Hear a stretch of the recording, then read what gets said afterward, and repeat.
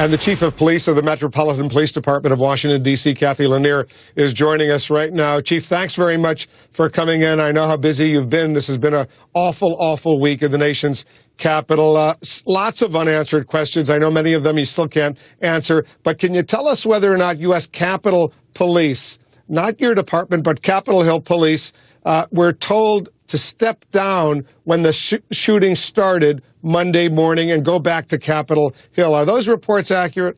Yeah, no, not that I'm aware of. I mean, literally, we had officers that were on the scene 2 minutes after the call came out, inside the gate, moving towards deployment.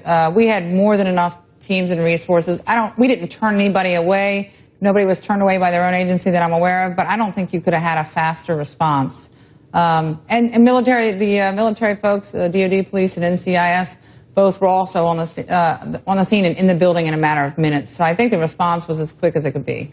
Another report that the whole Navy Yard was really undermanned as far as police was concerned. Only 7 police officers on the Navy Yard that Monday morning. Are you familiar with what was going on then?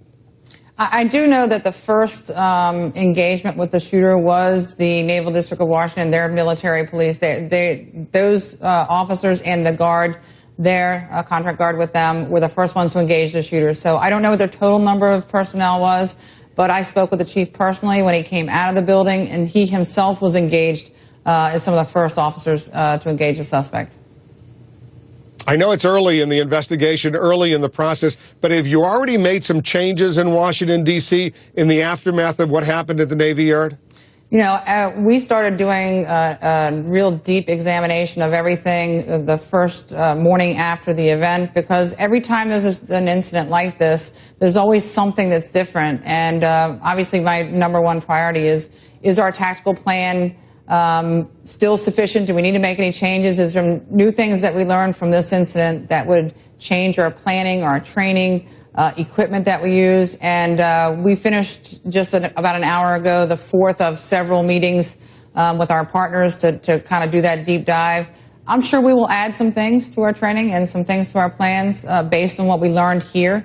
But this was an extremely complex building to enter. And in terms of tactically engaging an active gunman, you couldn't have a more complicated situation than we had here.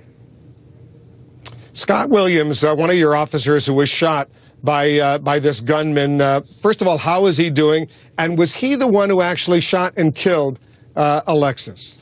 He's doing well. He is still in the hospital. He actually did have to go back in for some additional surgery today.